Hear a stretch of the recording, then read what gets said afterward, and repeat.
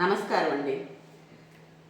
మనం ఇప్పుడు కందుకూరి వెంకట మహాలక్ష్మి గారు రచించినటువంటి అమ్మో ఢిల్లీ అనే కథను గురించి ఒక్క నిమిషం మాట్లాడుకుందామండి.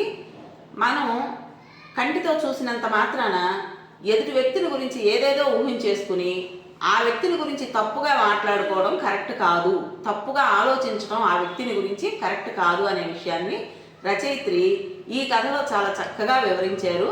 ఏదైనా సరే మనం కంటితో చూసినంత మాత్రాన అపోహలు పెట్టుకోకుండా దాని గురించి కూర్చుని మాట్లాడుకుంటే నిజానిజాలు తెలుస్తాయి, లేదంటే జీవితంలో ఎదురు దెబ్బలు తినవలసి వస్తుంది. ఇలాంటి మనస్తత్వం ఉండకూడదు అని చెప్పేసి రచయిత్రి ఈ కథలో చాలా చక్కగా చాలా సున్నితంగా వివరించారండి. ఈ కథని మీరు కూడా వినండి.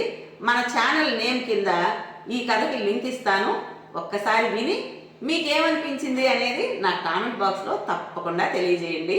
మరి ఇంత మంచి కథను మనకు అందించిన రచయిత్రి గారికి మనస్ఫూర్తిగా మనందరి తరపున ధన్యవాదాలు తెలియజేసుకుంటూ రేపు మరో మంచి కథతో మీ ముందుకు వస్తాను.